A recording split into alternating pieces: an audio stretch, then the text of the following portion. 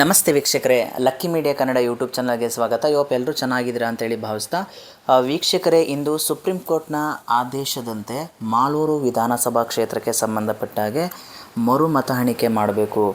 ಮರು ಮತ ಎಣಿಕೆಯನ್ನು ಮಾಡಿ ಮುಚ್ಚಿದ ಲಕೋಟೆಯಲ್ಲಿ ಅದನ್ನು ಸುಪ್ರೀಂ ಕೋರ್ಟ್ಗೆ ಸಲ್ಲಿಸಬೇಕು ಅನ್ನುವಂಥ ಆದೇಶದ ಅನ್ವಯ ಇಂದು ಮಾಲೂರು ವಿಧಾನಸಭಾ ಕ್ಷೇತ್ರದ ಚುನಾವಣೆಯ ಒಂದು ಮತಗಳನ್ನು ಎಣಿಕೆ ಮಾಡಲಾಗ್ತಾಯಿದೆ. ಇದಕ್ಕೆ ಸಂಬಂಧಪಟ್ಟಾಗೆ ಅಲ್ಲಿ ಪ್ರಸ್ತುತ ಇರತಕ್ಕಂತಹ ಶಾಸಕರಾಗಿ ಆಯ್ಕೆಯಾಗಿದ್ದಂತಹ KY ನಂಜೇಗೌಡ ಅವರು ಮತ್ತೊಮ್ಮೆ ಅವರ ಸ್ಥಾನವನ್ನು ಗಳಿಸ್ತಾರಾ ಅಥವಾ KS ಮಂಜುನಾಥ ಗೌಡ ಅವರಿಗೆ ಏನಾದರೂ ಶಾಸಕತ್ವ ಸಿಗುತ್ತಾ ಅನ್ನುವಂಥದ್ದನ್ನ ಕಾದು ನೋಡಬೇಕಾಗುತ್ತೆ. ಈ ಒಂದು ಪ್ರಕರಣಕ್ಕೆ ಸಂಬಂಧಪಟ್ಟಾಗೆ KS ಮಂಜುನಾಥ ಗೌಡ ಅವರು ಹೈಕೋರ್ಟ್ಗೆ ಅಪೀಲನ್ನು ಸಲ್ಲಿಸಿರ್ತಾರೆ.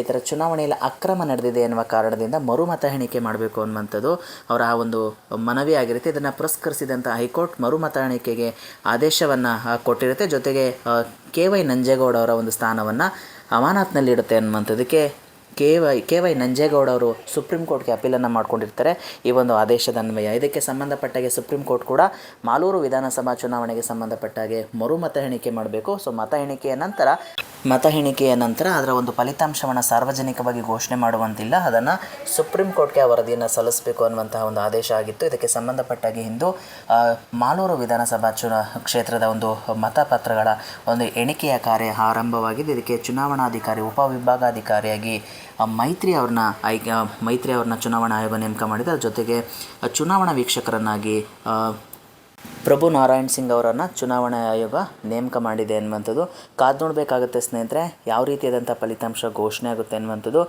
KY ನಂಜೇಗೌಡ ಅವರಿಗೆ ಮತ್ತೊಮ್ಮೆ ಶಾಸಕತ್ವ ಸಿಗುತ್ತಾ ಅಥವಾ KS ಮಂಜುನಾಥ ಗೌಡ ಅವರಿಗೆ ಶಾಸಕರಾಗಿ ಆಯ್ಕೆ ಆಗ್ತಾರಾ? ಗೆಲುವಿನ ಅಂತರ ಕೇವಲ 248 ಮತಗಳಿರುವ ಕಾರಣ ಸ್ನೇಹಿತರೆ KY ನಂಜೇಗೌಡರು ಮತ್ತೊಮ್ಮೆ ಶಾಸಕತ್ವವನ್ನು ಪಡೆಯುತ್ತಾರೆ ಅಥವಾ KS ಮಂಜುನಾಥ ಗೌಡ ಅವರಿಗೆ ಏನಾದರೂ ಅವಕಾಶ ಇದೆಯಾ ಅನ್ನುವಂಥದ್ದನ್ನ ಕಾದು ನೋಡಬೇಕಾಗುತ್ತೆ. ಇದಾಗಿತ್ತು ಸ್ನೇಹಿತರೆ ಇವತ್ತಿನ ವಿಶೇಷ. ಯಾರೂ ನಮ್ಮ lucky media Kannada YouTube channel subscribe ಮಾಡ್ಕೊಂಡಿಲ್ಲ, ದಯವಿಟ್ಟು ಸಬ್ಸ್ಕ್ರೈಬ್ ಮಾಡ್ಕೊಳ್ಳಿ, ಶೇರ್ ಮಾಡಿ, ಲೈಕ್ ಮಾಡಿ. ಥ್ಯಾಂಕ್ ಯು ಸೋ ಮಚ್ ವೀಕ್ಷಕರೇ.